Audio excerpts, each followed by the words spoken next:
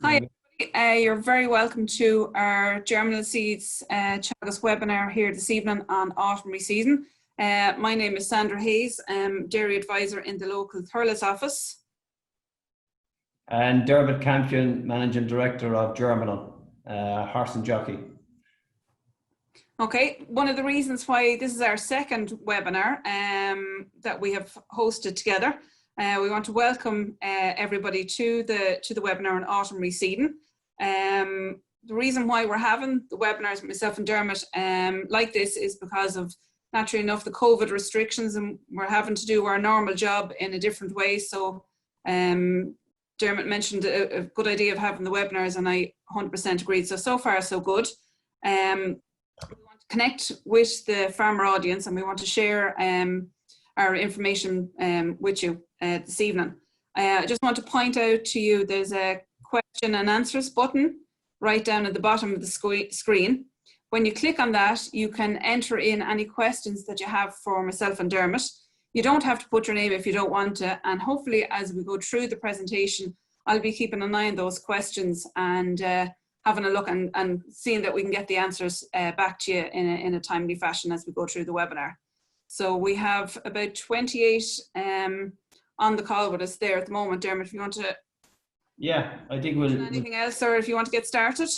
I think we'll start. As you said, it's probably with COVID, this is the future for a while, and we'll see. We'd actually love if other people give us more ideas of what they'd like to hear, because we will do more of these. They'll have the chance to do that at the end of the webinar, won't they, Dermot? Okay, yeah.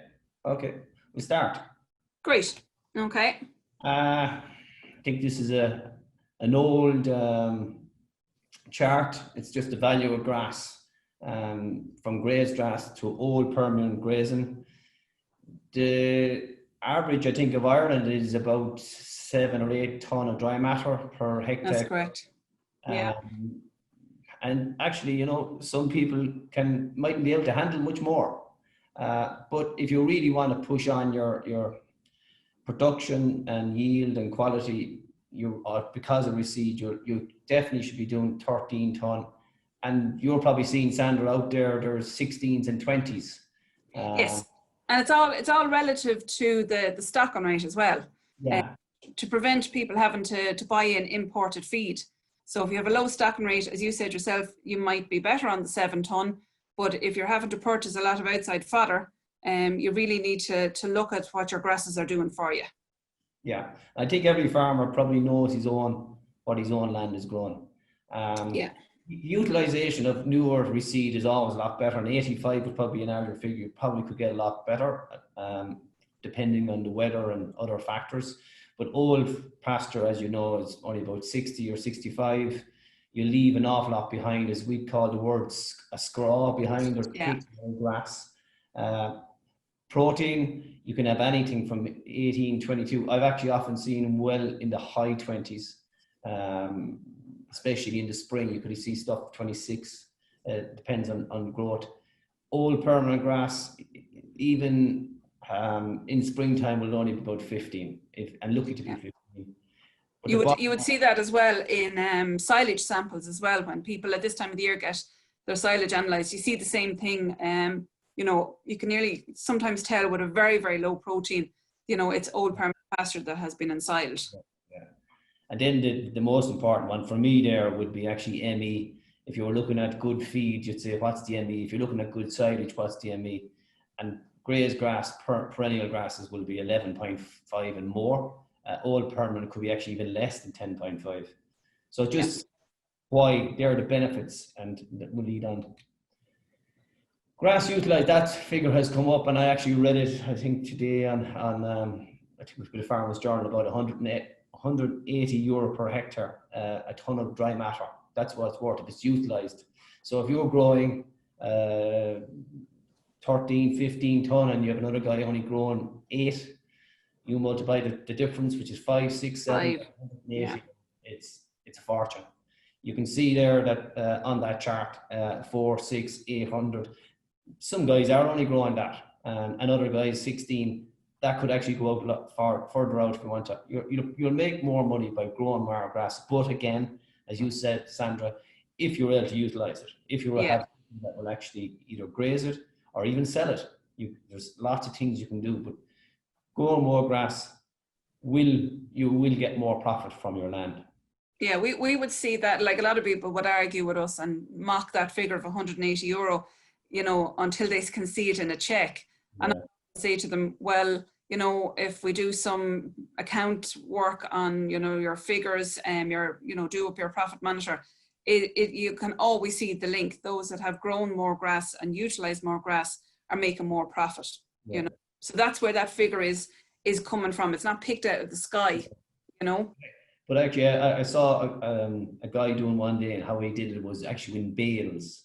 And what he did, he put bales in the field of his old grass, and he put of his new reseed, and you count the difference, how many more bales were in the field. And that really brought it home to the discussion group that I was at. That was actually a great idea. It actually really was. It's only when you see it in reality, Yeah. Why reseed? Good question. We probably hear these all the time, but why reseed? The difference again in increased yield going from your 8 to 10 up to 16. It depends on a lot of factors, but you could grow an awful lot more grass per hectare and utilize it. The spring growth is probably, for dairymen, is one thing that always be talked about. Can I get my cows out early?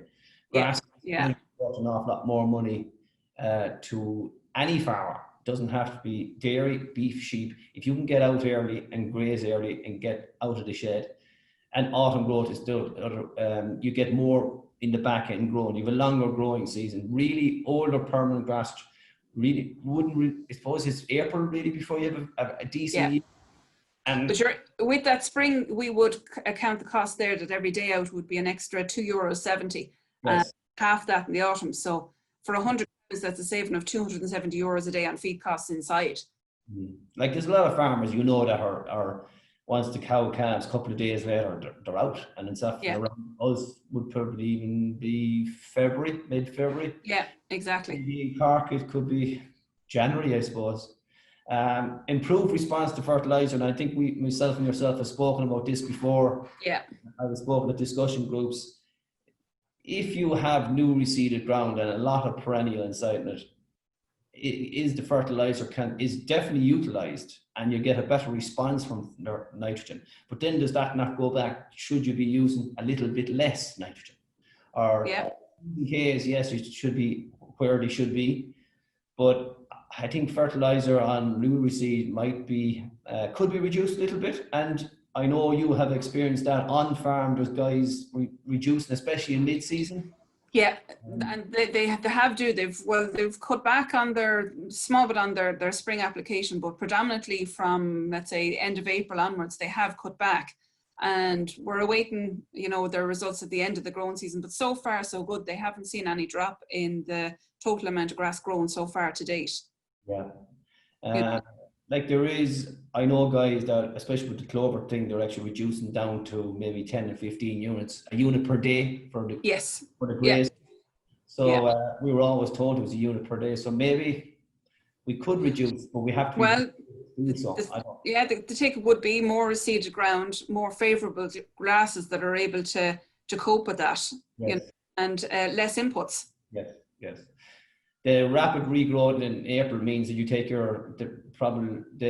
away your first grazing, and the grass comes back a lot quicker. But that's in general all year round. I know April is very important to get in for that second grazing, but new reseed will always come back that bit quicker. Your DMDs are up, so you have a better increased performance. That's in milk or meat or whatever it is. It doesn't really matter. Grass is ate by any animal on any farm. So that's the way we have to look at this, not only the dairyman, but the beefman and the sheepman. Yeah. And then most important bit, increase your farm profitability. I think that's what we all want. We want to make a few quid more. Just linking in with your previous comment there on the number of bales produced, one field versus another. Like farmers, if I was questioning, to encourage them to reseed, they say, well, sure, how would I know? And back to your simple version, how many bales did you get off that field versus the previous year or the previous 5 years? And also for those that are, you know, measuring on a regular basis using the pasture base, the Teagasc pasture base program, you can see literally how many, you know, how many grazings am I getting off that? What's the production? As a simple way, we did it in one particular, using charts, was like, are you getting into that field for 10 grazings in the season from the spring to the winter time or the autumn time? And if that's decreasing year on year, well, then there's something happening in that field. And reseeding could be one of the possibilities that you have to consider. Yeah, and actually, as we often speak, it's one of the possibilities. Others, it could be your soil fertility. But yeah, yes, reseeding can be one help. We're not saying yes. it has to be reseed and has to be grass. No. But yeah, you will see a benefit in even taking out one paddock and seeing how you go.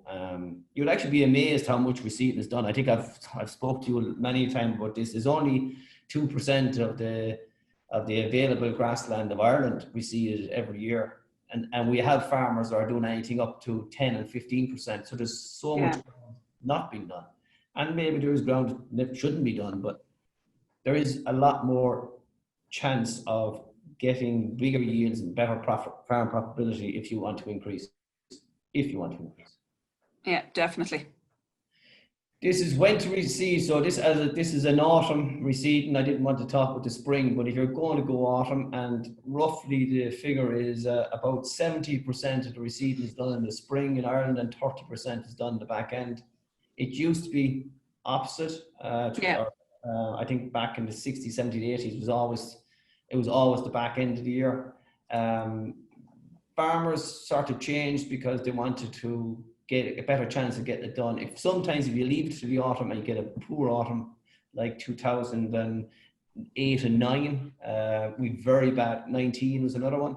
It was a bad back end. The stuff wasn't done. So if you're going to go to the autumn, these are the reasons you probably would go with.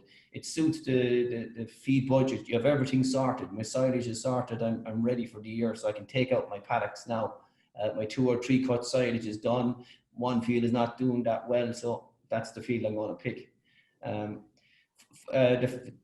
The more favorable conditions has happened in some years. Like 2018 was the drought, I suppose, in the spring, and we actually had another drought actually this year. May. There has been some awful bad reseeds done in the spring, and some farmers will say, I'd rather do it in June, July, August. Yeah.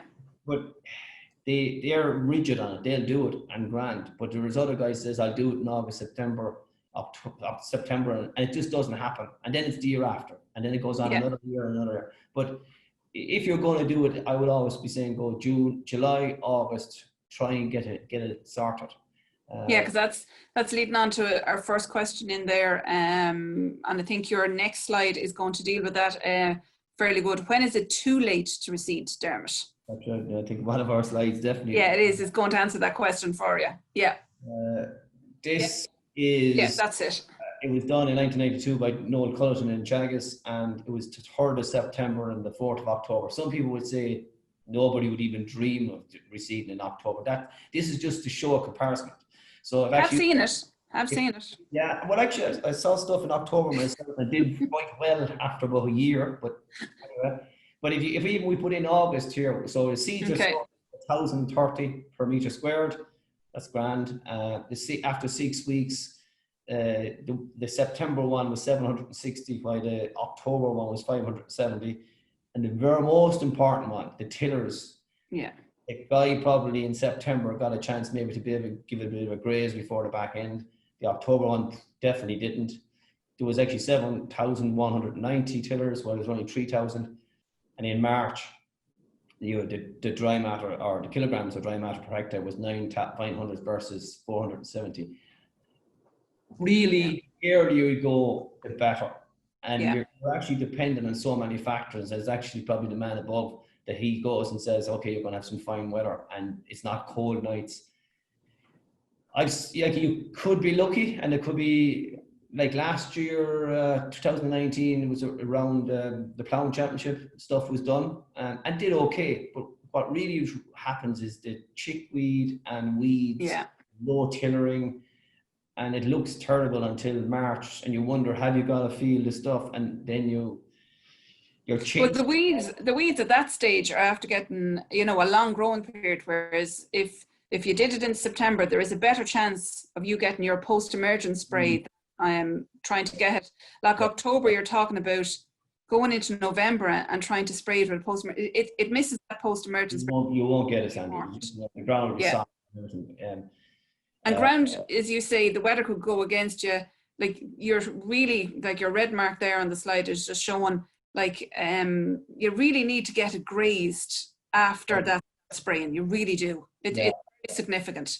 Like, and actually just going to weeds, like chickweed is often the worst nearly one of all. It grows at 3 degrees, and you often go out to a field and you think you have a field of grass when you actually have a field of chickweed. It just chokes out the perennial, and it takes so long. You nearly have another 6 months of the spring. Okay. Nothing. Question on that slide there for you, Dermot. Something you need to explain. What does tillers mean in layman's terms? Simple as it's the one seedling ticking itself up and taking over the sward. So it just keeps lots of leaves. Lots of leaves, keeps going and producing more plant and more plant and more plant, and it produces more plants. So 1 will produce 2, which will produce 4, which will produce 8, you know, and just on it goes. Okay. It closes the sward. That's all. Lovely. That's good. And then another question linked in with that slide is, how many years, Dermot, before the grass grown in October gets as good as the grass sown in September in terms of the tillers, the kgs, the dry matter per hectare? It might never do so, because the old grasses that you sprayed off in September just came back, and they're there in the spring, and you have old weed grasses in it, and you have docks and other weeds. It will definitely take closer to a year to be some way good, but often a poor reseed will always be a poor reseed. You'll see 5 years down the line, it's the one you took out again. But look, we're saying the 4th of October, that's the extreme. I don't think too many would go that late. Especially if you have a very good reseeding year. This is actually one. The year is quite kind. A lot of it is done already, so I can't see too much going into September. I know a lot of this. Yeah. Sorry, Dermot, go ahead. Is sprayed off at this stage, and I'd say the next couple of weeks. I'd say the end of August will be. A lot of it will be done. A lot of this. Okay. There's another question. This is proven a very questionable slide. Okay. Seeds to square meter. Explain rates to get the optimal. So if you take it the September one, how many? What you're talking about to get that square meter figure? This would be roughly sowing at about 14 kgs to the acre. So if you can imagine, that's the seeds and the seedlings. Not every seed will survive. Okay. It just doesn't happen. And it wasn't. Yeah. Does this same date apply to ryegrass? Will it all the work probably on this? You probably could sow the likes of Italian or Westerwoods a lot later, because the seeds are so big. And you take a little bit more hardship and are quick. They're big more because they're big. They're more vigor, and they get out of the ground with that bit quicker. So if an ordinary seed, I'd say September. But if I was going into some Italian or that type of Westerwood, I could go into the middle of October. No problem. All right. Can take more hardship. Great. Okay. That's great. That's all the questions answered on that one, Dermot. Soil fertility. Probably anyone that knows me, I often get up my box on this one. I think soil fertility is probably nearly more important. And I think you've actually heard me say, I would rather see someone about their soil fertility before they even dream about reseeding. And that is quite, don't let my boss hear me say that, but if your soil fertility... No, this is not being recorded, Dermot. Oh, it's okay, no, he'll never hear. But if soil fertility is wrong, in 2 years you mightn't have perennial grass in it. It just doesn't survive. At that figure, 90% of the Irish soils are below the target. So the target is trying to get your P's and K's at index 3. Yeah. You get your lime at 6.2, 6.5. We at home are supposed to be in this high molybdenum area, so we're supposed to be at 6.2. But 6.5 is probably the ideal. Yeah. Yeah. If they are not correct, and I can't stress that enough, if they are not correct and not looked after, your perennials will die. Just get them sorted. The lime, I probably use the most cheapest fertilizer there is. Very undervalued. Very undervalued. Yeah, and I think you heard me say before, like not only every village or town's land had a lime kiln about 200 years ago, and that's the only fertilizer they had. So how were they growing crops? So get the lime right. 2.5 ton is what we'd say is a max per acre a year, but you probably often have more. So if you need more, soil test, get them sorted, and sort it out for maybe next year, and it could take years. But if you get your lime sorted, get the pH right, the natural P's and K's will actually come up a bit. Yes. With that figure there, a P at index 1, you have a loss of about 1.5 ton, and K, you have a loss of about 1 or 3 ton. Especially in silage ground, you'll see K levels actually really low on the soil sample results. Yeah. And I have this thing about our slurry. I think our slurry needs to be tested because I think it's not as good as what we think. It's often a lot lower. I'd say divide by, it's about 2/3 of what we think it is. There's just something with the K just to watch. I think I mentioned it on the previous webinar. Just I've come across a lot of problems with too much, and people go they don't realize the value of what's in their slurry. They go try and fix the potash problem and spread a lot of slurry, and then go with a lot of chemical potash as well, and end up bringing in toxicity of too much potash in the silage.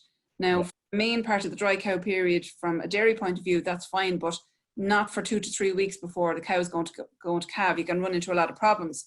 So, listening to farmers that have gone through this, they've learned the hard way, and they got their slurry tested, understand what they're putting out, and they know the rate. And then they've worked out, from a plan how to balance it up. So, getting all of these things right is fine tuning. And I know one of the easiest ways that we have in showing farmers how to do that is to get, as you say, get the soil samples done, get a soil fertility plan done up to know what needs to go and where to prioritize your slurry. And as you said there yourself, when they fix the P and the K and they think it's a poor performing field and needs reseeding, they're halfway there and transforming it when they fix the fertility. Yeah, you'd often find that the piece of land that's the driest field gets all the P's and K's, and like the slurry in the tank is actually having money in the bank. If you had to buy it off someone, you'd pay 40, 50 quid a ton, or 1,000 for 1,000 litres gallons. So it's valuable, but sometimes we could waste it. Anyway. Questions after coming in on that slide, Dermot. How long does the P and K take to rise? I think it could be anything up to 5 years. Slow. Depends on the soil type. Soil type, yeah, but it can take, and water levels as well, a rain type. There's so many, but it could take anything up to 5 years. But if you know, and taking silage off as well. I was going to say it, like you're taking silage off or taking grass off, you have to remember what you're taking off is say 10 ton of dry matter. Then you have to always give that extra to build. It takes a while. It just doesn't happen overnight. I've seen lots of results of especially K on some farms, even on a one-cut system, coming back with low K. And you can start to help it with a bit of 0.50 at the back end of the year. Probably does quite well. But it affects everything actually. The tillers and the root development. If your P's and K's are low, you just won't have the yield. You won't have the tillers. Because there's a question there.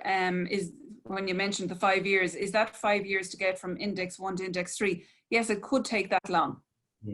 But I have seen myself with people, regularly soil sampling every 2 years.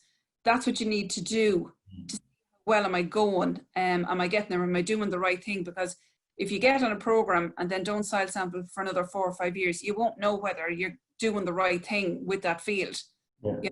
So what I would say to help answer that question would be, depends on the soil type. Follow what you were saying, Dermot, and regularly soil sample to see is it improving. Yeah, well, I think get the limes sorted first as well, because that'll actually help. It'll probably give you a more accurate P and K level, because I said they naturally rise as well. Most important on reseeding is the soil, and actually soil is key as a, it's for everything. 10-point plan, and well, we use this quite a lot in Germinal. We say if you get this quite right, you will probably have, well, you're nearly there. You get a gold star. Yes, you will, gold star, top of the class. Soil tests, most important. Spray off your own sward. Of course, we should have said this before that, but we've picked out our plot. We know it's not growing the amount of grass. It only got 6 phases, but the other one got 10 or whatever. Every farmer knows his own land. Even if you only put a rough figure of 1,500 per grazing, or just and he got 2 silages off, he can work out what is not performing. Exactly.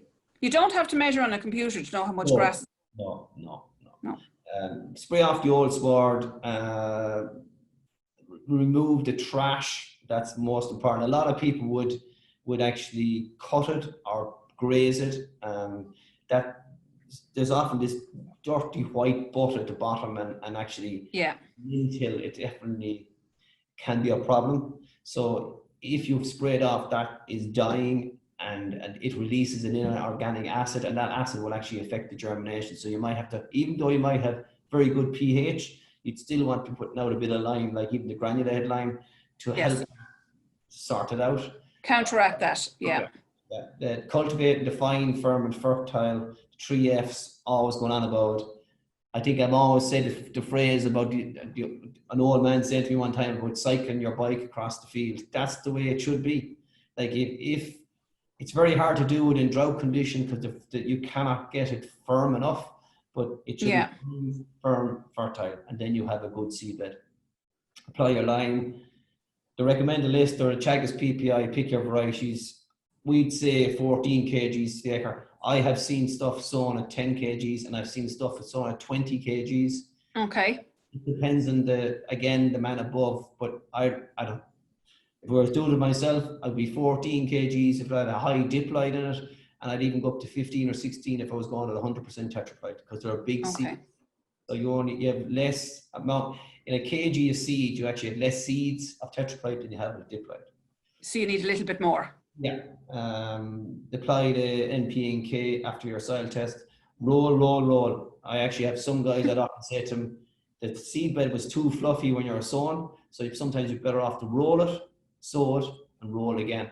And that is key. Like soil contact, seeds often disappear and get this. They're just putting down the root, and then they get hit by a wind and they blow around place.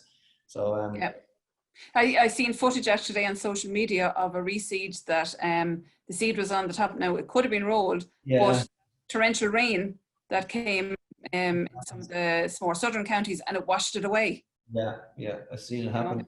I've seen it happen, like gullies going down a field. Yes, I remember the research farm in Clonakilty, one of the first dairy trips I took down there, and the damage done with heavy rain was tremendous. It had to be done. Monitor of pests. We've spoken about this. Like a lot of the chemical, especially for leather jackets, has gone after. You can't use it anymore. That's why roll. That helps. But like even for slugs, you don't really want to be just willy-nilly putting out slug pellets for no reason. No, definitely not. You could, like the tillage man, you could learn a bit from him. He actually puts out a slate or a bag, and he puts some slug pellets down underneath the bag, and when he comes back, if he finds 5, 6, 10 or whatever is dead, then he knows he's a problem. If he doesn't see him taken, then he knows he's okay. And I wouldn't be. Or you'd find if you look at certain fields, you'll find kind of like where high trees are and things like that. You know, that you could get slugs there, but that doesn't mean you have to go and do the whole field. No, As no. you said today, you know, an open field, good sunshine, you're not going to find slugs. So You shouldn't. They like it moist and wet and soggy. yeah. Yeah. The post-emergence spray, I think you said it's probably the most important spray. Number one for me.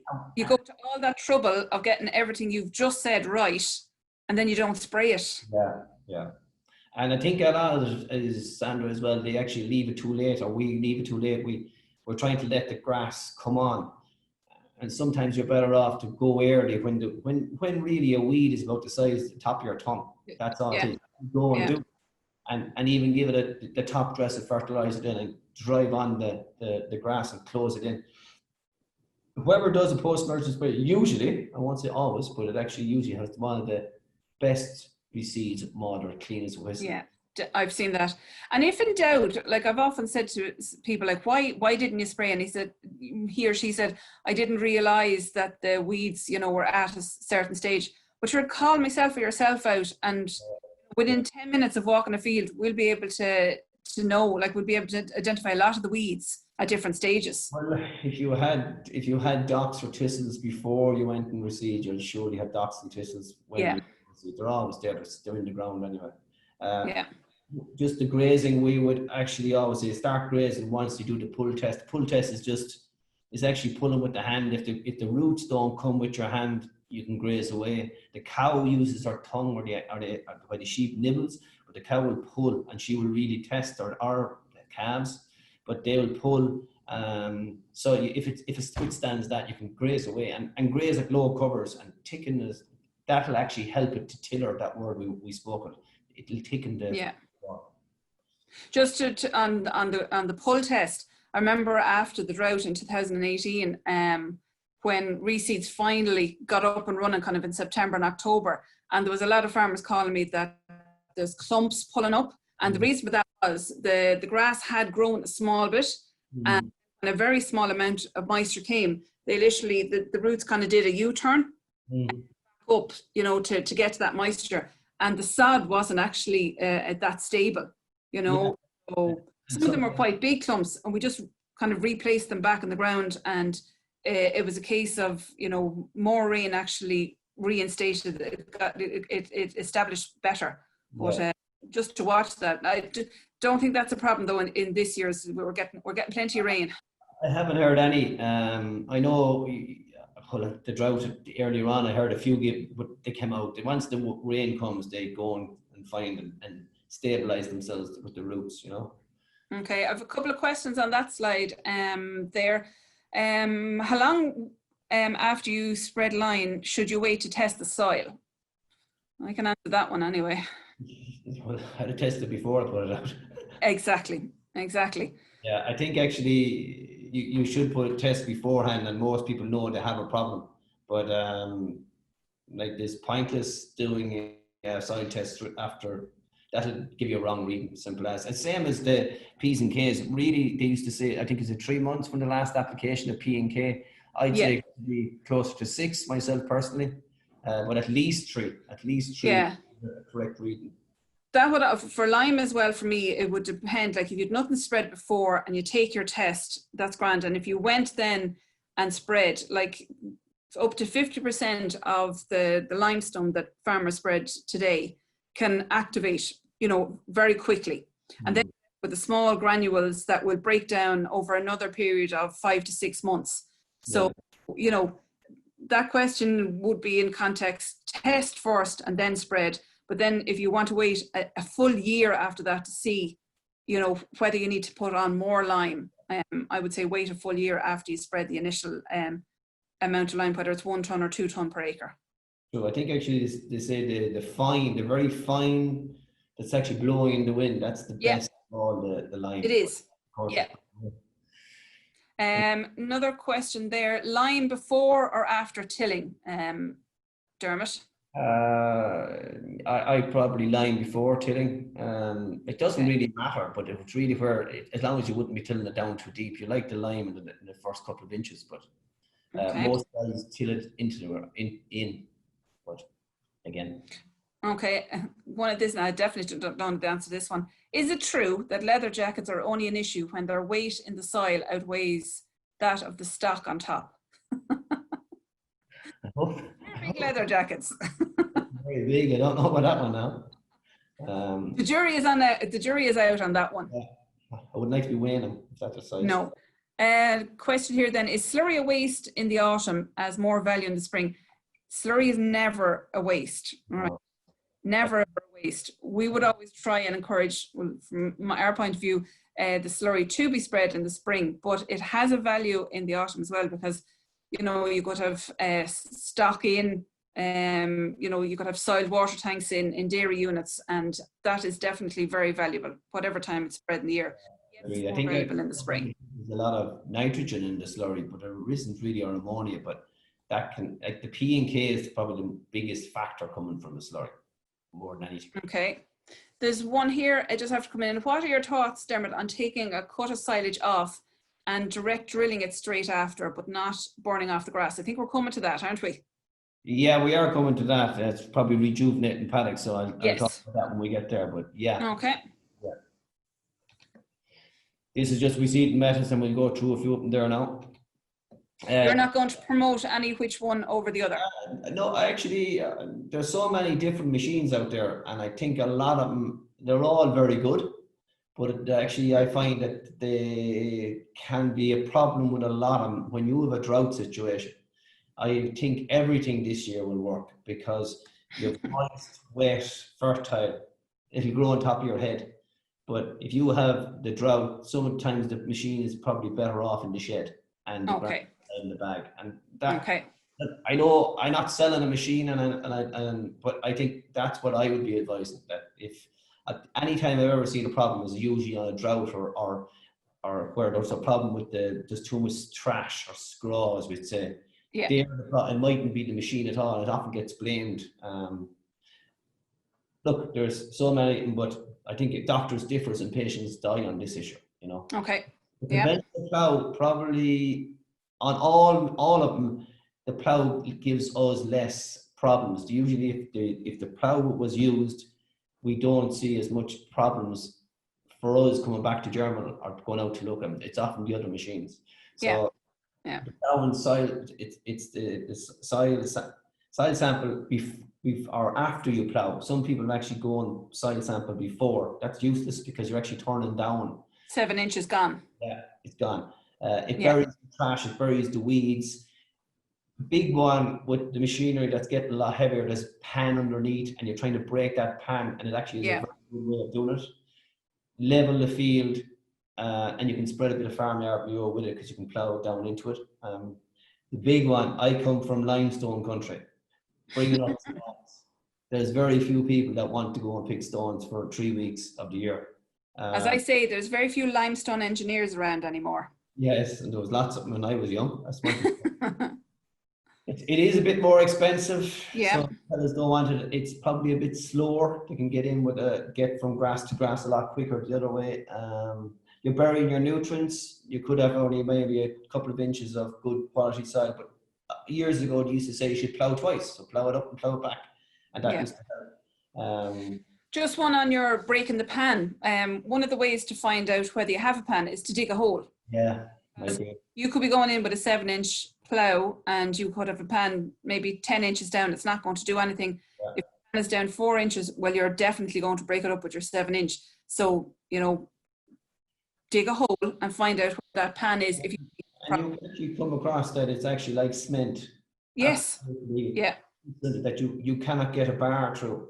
So you go well, down. you could have used the same machine every year. Yeah. You know, a long number of years. You will create that, you know, as I say, a smear, a concrete smear, you know, a couple of inches down. Yeah. But the plough is probably for us is often the less problem one. Minimal cultivation, and I would say you're seeing this and we're seeing this. This is really and the next is more and more people are doing this. They want less disturbance. They want to keep the fertility on top of the ground. They do not want to be picking stones, so it suits the man who has a lot of rock underneath. It goes very quickly from grass to grass instead of breaking it all up. And with good management. it's cheaper. It is a little bit cheaper than the plough. Yeah. But you can Yeah. see There's always a but. you can't get rid of it a lot slower. If you don't use lime, you're looking for trouble. There's always more weeds because you haven't got rid of them. And if the field was on level, like often see a guy going from tillage and he didn't plough it or didn't level it, there'd be humps and hollows in the field. They'll be there for a while. Overseed, and that go back to your question. Yes, this is the question that wanted to be answered. Yeah. There definitely is an awful lot more people doing it. I have a lot of clients doing this now.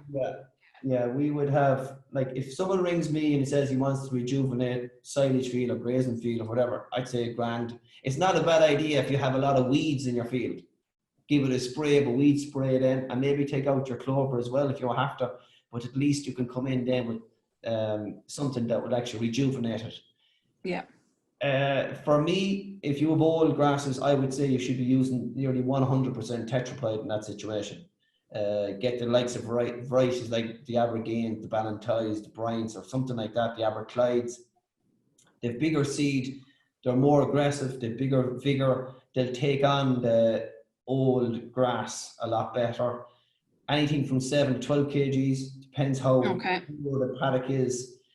I said it's ideal after first cut, or maybe second cut, or maybe third cut. And actually, sometimes the best time is on the last cut and it could be September, where grass growth is slowed down. So you can actually go out and rejuvenate and have it back in for the spring.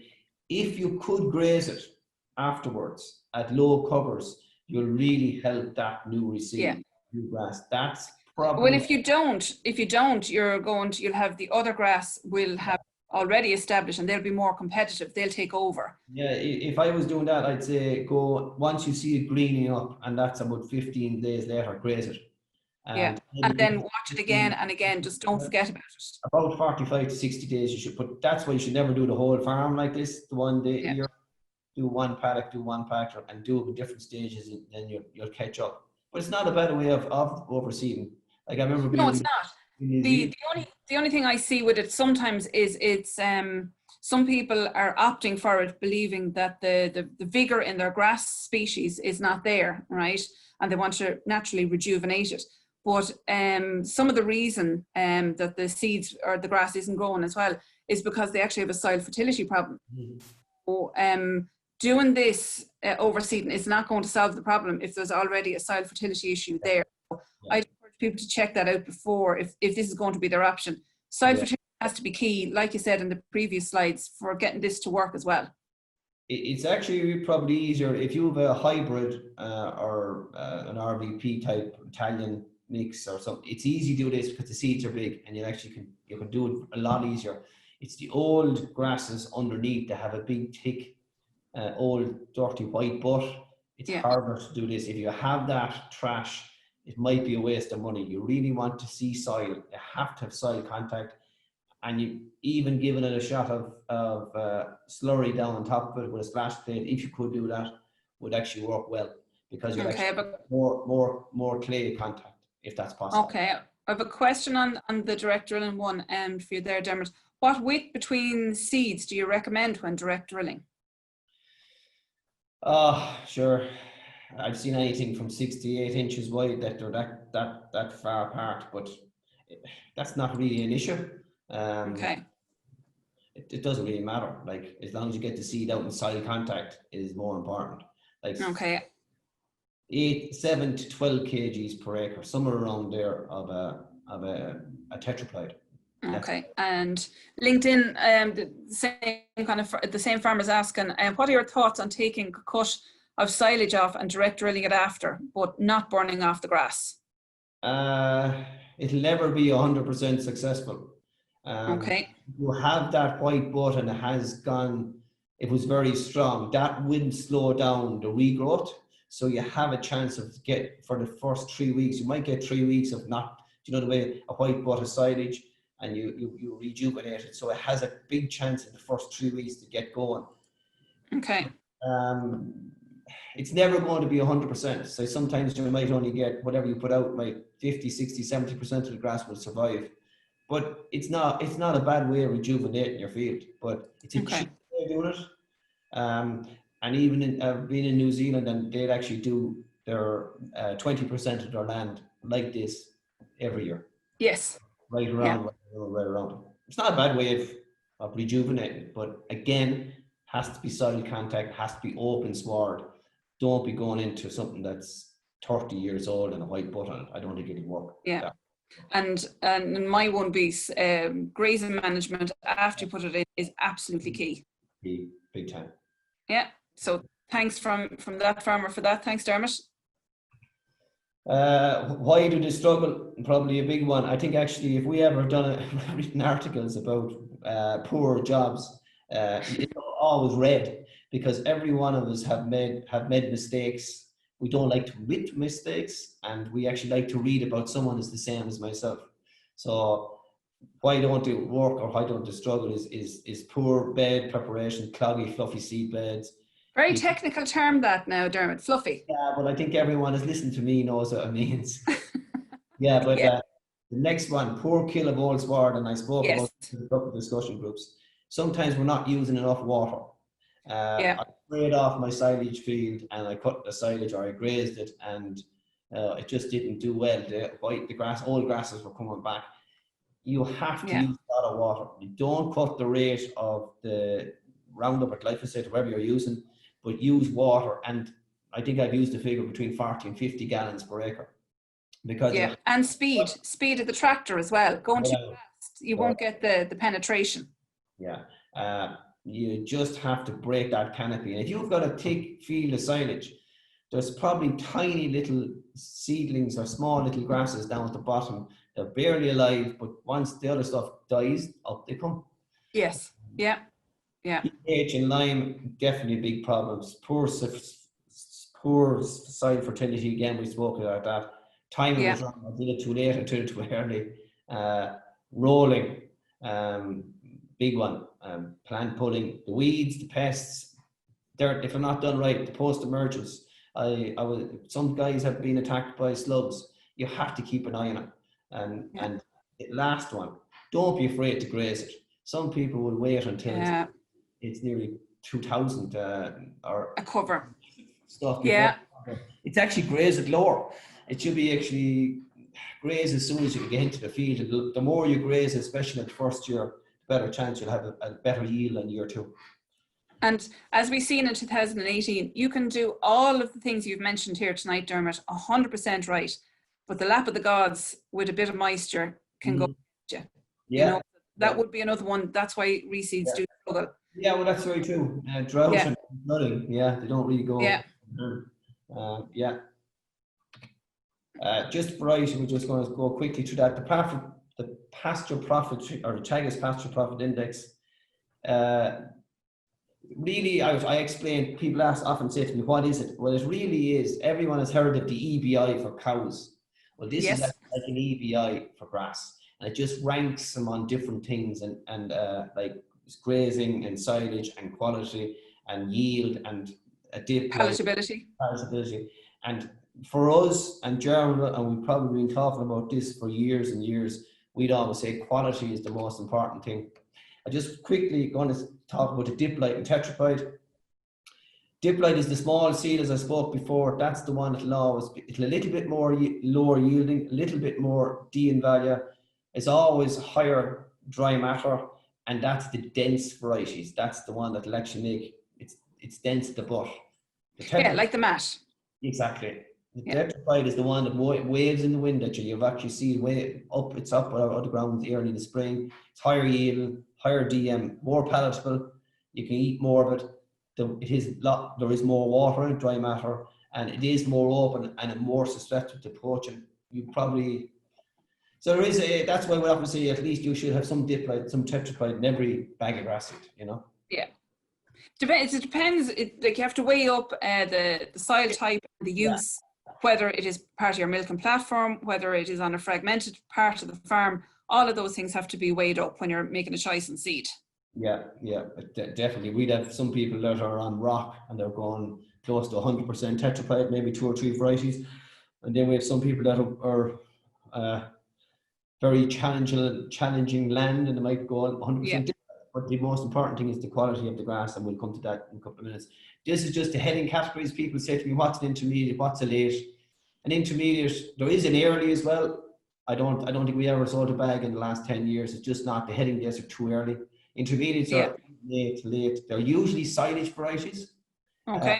Or two cut silage. Someone just wants to cut them early May.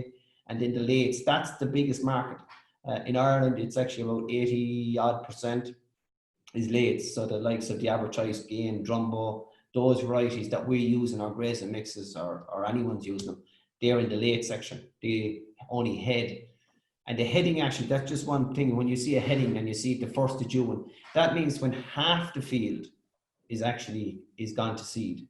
So it's actually not the first one, the first sign of it. It's actually when 50%. About 50% of your field is going to seed. So you should be actually thinking of cutting it a little bit earlier. So your top tip for choosing on the heading date would be? Keep it narrow. Keep as narrow as possible. Some people, I've seen varieties. I remember seeing a mix coming into us one day, and I think there was 20-something days between it. So when the first one was going to seed, the last one hadn't even thought about it. And he actually probably topped the field maybe in June. He was wondering why he topped it again in July. It was still there. Narrow, like 5 days ideally. You can do 10 grand and be happy enough with that. Depends on management and after that. But when it's going to seed, it will go to seed. So hopefully you've taken a look at the cow or the cat or wherever you've gone with it. This is just the PPI, and I just thrown the figure. Yeah, we'll have to go through this, Dermot. We have a few more questions. We're coming up to past. This is the late tetraploid. So just pick Abergain. It's top variety as regards the late tetraploids. You see 192. So that just gives you the figure. Coming down along, they all come down until you have the ones at 107. And over years, the Department of Agriculture looks at this list, and the lower ones will go. So next couple of years, I think Alfonso, Tywaric, Aspect, Kintyre, Zenon, Solace probably will be gone, maybe even next year or the year after. And there'll be newer and better grasses in their place. Yeah, we've actually one tetraploid maybe and two diploids coming. And they're just gone. But I'll go just as you can see in quality. Yeah. We would say that is probably the most important thing on grazing. The higher the quality, the easier it is to graze it, the easier it is on the animal. If you have a lower quality name, and if you have a minus figure, you will actually challenge the cow or animal to graze it. So I have seen that. Now. Yeah. If I could say anything tonight, and you're picking up varieties, I'd say pick something with a plus sign. Do not pick something unless there's a reason. Sometimes they're very dense and they're good, and they're good for that. That's a good one. Every variety has a plus or has a pro and con, but I would be looking at quality, and we're probably very lucky. Aberystwyth, they've been breeding on quality going back years. It takes about 15 years to get a variety, but they were looking at quality, not really yield. And the pasture profit index actually worked out right for us because it actually gives a higher rating for quality than a lot of stuff. Yeah, there's a lot to be said. I get a lot of questions every year. My cows. This probably tells it here a little bit better because you get something to compare with. Like you look at average choice as 176 on PPI total. It's a mile ahead of any late diploid. Like it's 50 quid per hectare. You look at the quality on it, it's 43. The next one to that is Drumbo 27, and the rest are minus figures. So it means that there is a correlation, and I don't really know why it is, but anytime I've ever seen a minus figure, it actually can affect the utilization or the grazing out. It's a little bit more difficult to do, but there's often reasons why you'd still use those varieties. Okay. On a whole, they would be I know they would be two that I would be recommending as well. Like if they're on the list, they're good, but what is better than the others? So, and again, if you see those varieties like Kerry and Smile, they're going off the list, and I presume that there will be replaced. We've two diploids coming, and one will actually compete with called Aberban that will compete with Aberchoice in a year or two. Right. Intermediates, same thing, Aberclyde, that's the highest figure, the highest 205 on the recommended list. Again, the 41 for quality. There's a couple of minor figures there. They're See usually that, yeah. varieties, but if I see them, so the silage is maybe a little bit different. So you like to have a high rate in silage, but you still like to see a plus sign if it's possible. Good, okay. And there's Abermagic, another one, Aberwolf, again, plus signs. We were talking earlier on, I said to throw in this about DMD and ground score. And you can see the DMD, the higher percentage on DMD, which really means quality. Okay, and your ground score means? So it means that it's dense, but that doesn't mean I can eat it and you're going to put pressure on it. Like we often use a phrase, a grass is not always a grass, or just because a grass is green doesn't make it any good. So yes. High ground score usually is difficult to graze, lower utilization. You're definitely going to reduce the intakes because the cow is actually running around trying to eat more than I have to do it, and doesn't like it. Just doesn't like to often be roaring at you, and poor performance. And it doesn't matter if it's a sheep or an animal or a cow or a bullock. It's the same thing. The higher the D values usually, the better you're going to put more quality going into the animal. Okay. Just our own mixtures. That's probably our biggest brand. Top 5 Extend. Top Extend, yeah. We would Abergain, Aberchoice, Jumbo. The white clover, we're putting a kg of pelleted clover in all our mixes. Again, that can be used in a silage way as well. We use that as well as, it says grazing, but we'd have a lot of lads, we use no clover. There is a mix with no clover, and they'll use it as a silage. But if you were cutting, say, the first week of June, you should be going something with late heading varieties like that, no problem. Okay. Yeah, a client recently that put that in from yourselves, and been up twice now to see it, and it's doing very, very well. So it is, yeah. We have pushed the tetraploid, and you can see we pushed and pushed because we think that there is guys that are looking for a lot of grass, and a lot of quality grass are pushing the tetraploid rates up to 50 and even 55 and even 60%. That mightn't be for everyone, but no, it's probably for a fair share of guys out there. It'll produce a lot of grass, and actually you might be under pressure to graze it. 15, 20, 90, know your land. If you need to take it out of paddock, take it out of paddock, but it'll always be quality. It's got the highest in PPI, D values, it's there. That mix is doing very well for us, and a lot of other companies would be copying that, but have a different name on it. I won't say anything about it. That's our grazing stroke silage. You can see the tetraploid is only at 36%. Yeah. Some guys would like that and a little bit heavier land. They'd say, okay, I'll try a bit of that because it's going to give me maybe more persistence. It won't be growing as much grass, but it'll still grow quality grass. And the ground might be getting a little bit more challenging, that's where that goes in. Okay.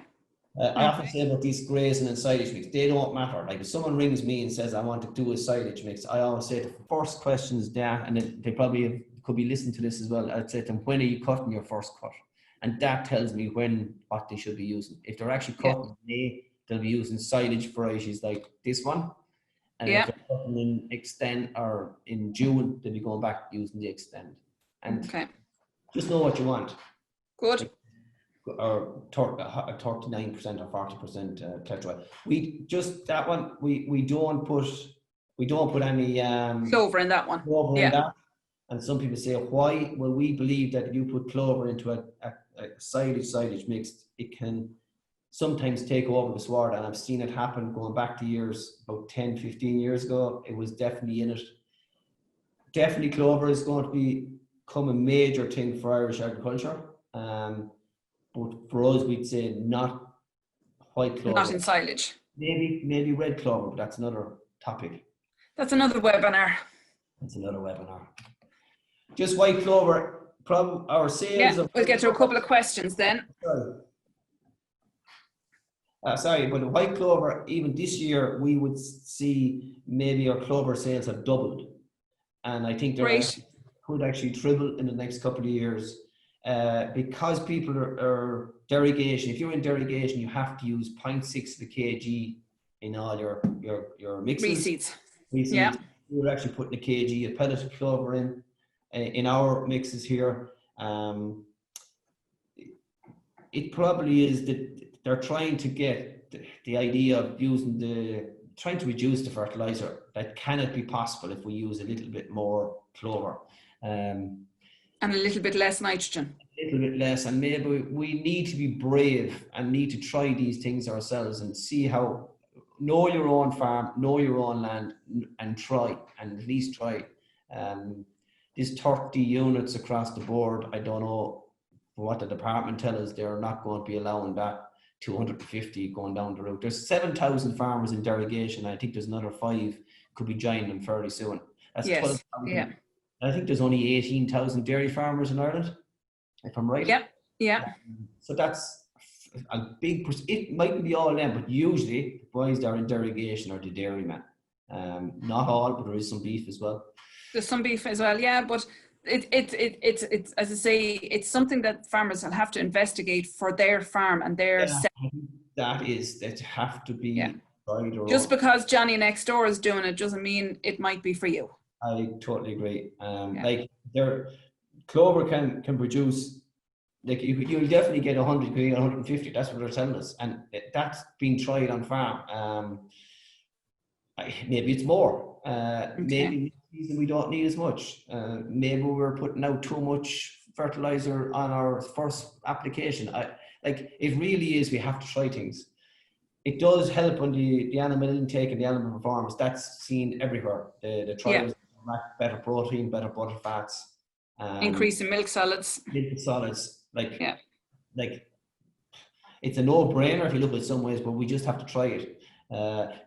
Problems with clover: there's low growth in the spring, can definitely have a bit more weed control because a lot of the good clover friendly sprays are gone off the market, and guys out there sometimes are actually putting in no clover, sowing the reseed, and then broadcasting the clover maybe the year after and trying to stitch it in. It's working well, and I've seen a lot of trials, and we're doing some of ourselves. If you get perfect weather, it does work, but it's all got to do with management after. You really need to be grazing at 15 days. You should never do the whole farm because you will not be able to keep up. Oh, not a hope. I'd take a smaller percentage until you get your technique right for your farm, and then move on with bigger percentages the year after that. The next one, bloat. I can't tell you how many people have said to me they'll never use clover because of bloat, one dead animal. I can see where they're coming from, but it's probably health things we can. Maybe management can sort out that as well. Maybe the cows are going in, maybe too hungry into the clover and are gorging themselves. I don't know, but we have to work with it.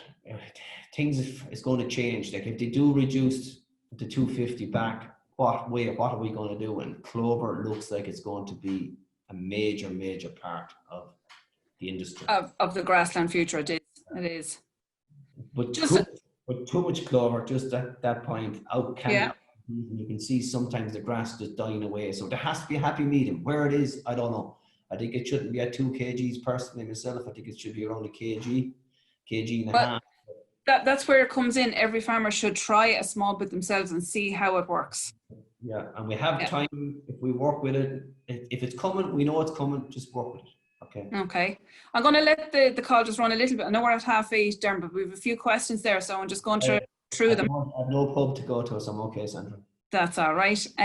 Question here. I have a new reseed, currently bad with chickweed. I've let calves into it today to graze down. Can I still go in with post-emergent spray after?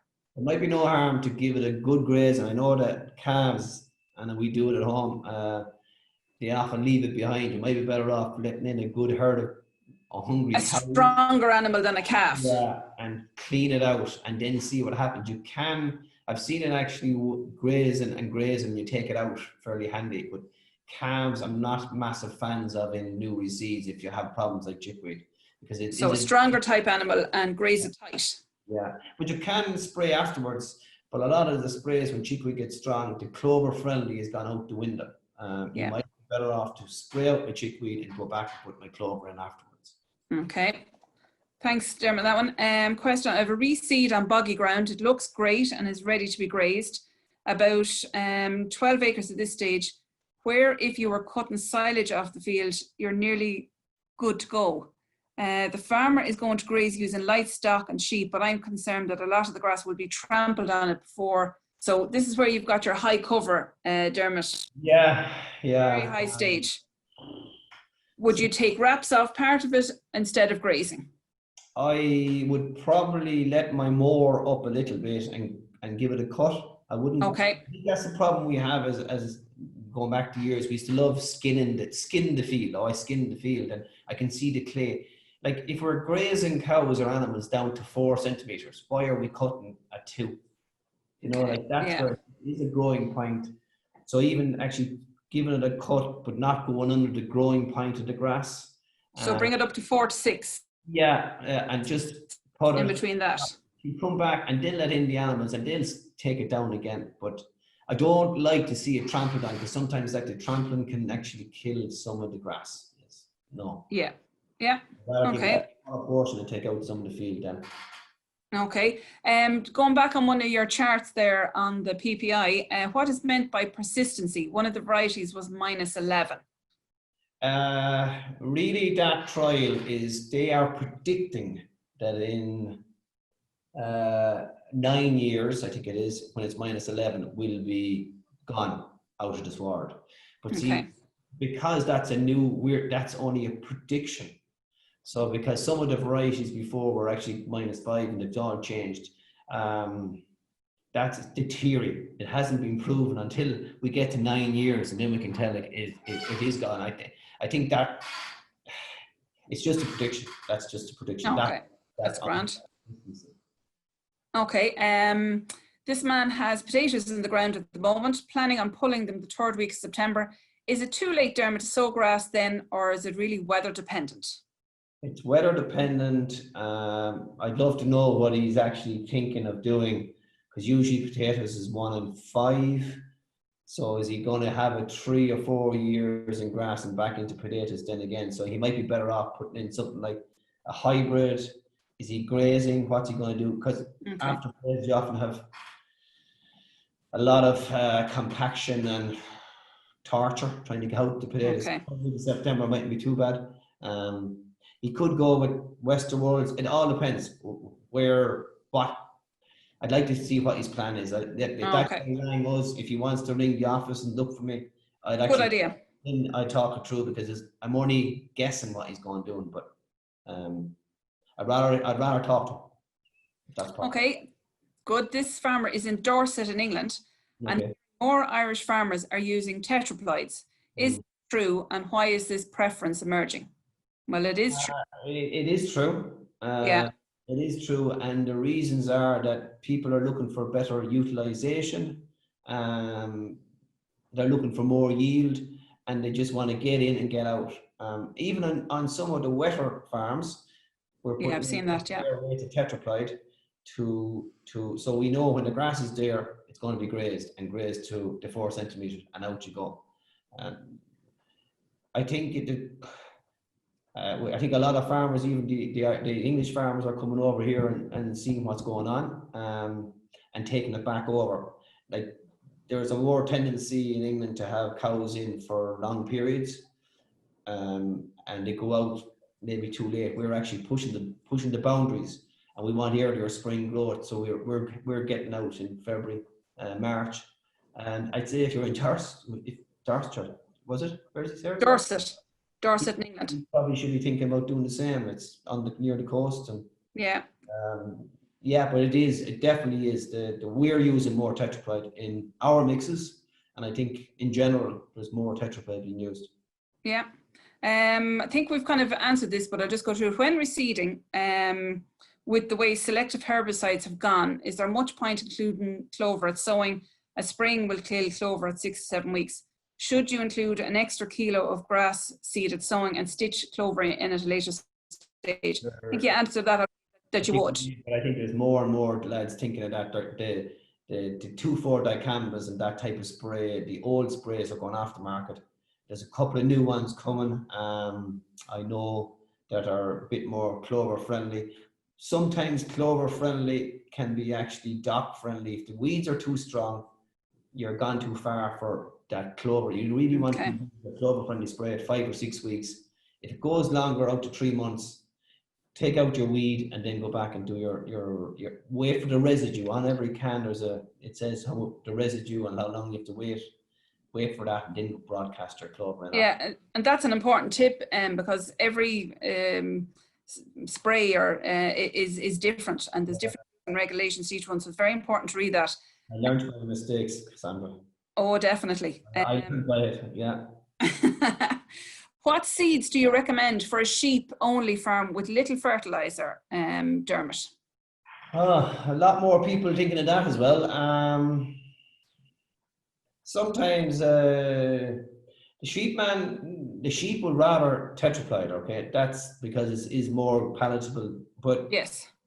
it likes fertilizer. So it all depends. If you're talking little or no fertilizer and you're just putting out slurry and things like that, you would probably go back to some more diploid, but put in more quality diploid, everything that has a plus sign on them. Good, right, okay. Some are adding a bit of Timothy, and some are adding a bit of Coxwood and tall fescues. They can take less fertilizer. They won't grow as much grass, but if the sheep farmer is able to survive on 6-8 ton of dry matter, then that's maybe the route he should be going, and not going for the conventional mixes that are out there. Okay. But if he is using fertilizer, he should be using any of those high tetraploid rate. Okay. I might even look at the multi-species, another thing we have to talk about some other time, but anyway. Yes, another webinar. Question here, so are the diploids able for hardship? Good question. Diploids, we used to always think they were. They're able for more hardship because they're denser. Okay. And what we're seeing is some of the tetraploids will recover quicker. Even though you might have poached a high tetraploid field, they actually come back a bit quicker. But in general, a diploid is denser, so that you have a scraw or that dense sward, so you don't do as much damage on it. But and again, the quality mightn't be as good as tetraploid. I'll do two more. Intermediates are now more used in silage mixes. Why not stick with lates altogether? Again, as I said, if I was looking for, someone said to me they were going to cut silage, but we're cutting on the 10th of May. If you use lates, they're not heady. You won't get that early spring growth as much as you get on an intermediate. So it depends on the farmer, what he wants. I want to cut early. You have to use intermediates. You should be using intermediates. You can if you want to use lates, but you won't get a bigger bulky cut. And still, like, you could still use Aberclyde and Abermagic and Abergreen and Dunluce. Those varieties, they're still in May. They'll give you that extra scope. But you can. But if you want, you could actually. Some guys are using intermediates and actually grazing them all year round. They'll actually give them spring. We're finding that down in maybe West Cork, where some lads are actually going for the Aberclydes and the Abermagics, and they want to be out in January, because if you're near the sea, really, grass is growing there the whole year round. I come from Tipperary, and we get frosty nights, grass stops. So again, know your farm. Know your farm, know your site. Yeah. Because the next question is, I'm inland, an hour from coast on heavy clay. Saw an article with soil moisture probe on-off grazing at 60. I don't exactly understand what that one is now. No, I don't. No, we'll have to do that. How soon after spraying can you stitch in the seeds? That one I would read the whatever spray you're after getting, because they are all different. They usually give worst case scenario though. They do. So you'll have to again feel your way. They're putting it on a reason on the can, but there is people going half what it says, but it can work and mightn't. Okay, last question then. This is a reseed that's going to be done by direct drill, and he's looking for a mix for early first and second cut silage, and rest of silage season is going to be, or rest of the season is going to be grazing. could you recommend something for me privately? So that one I'll refer back to you. Yeah. All right, that's great. And the other comment just was that thank you for a great webinar. So thanks very much, Dermot. Thank you. I think we're finished, are we? Yeah. We are. What we'll do is, yeah. That's it. Yeah, that was good. There's going to be at the end of it there, if you want to put in your viewpoints, so everyone's welcome to put in on what you'd like to see maybe on the next webinar, Dermot. Yeah, no, because we probably could do a couple more, and it mightn't be even on grass. It could be on soil fertility, multi-species. There's lots of things, utilization. Like, give us an idea, because we're only sort of going what people are telling us what they want to talk about. Right. Okay. Lovely. I say, nice talking to you, Dermot. Until Sandra, take care. Thank you. Bye bye.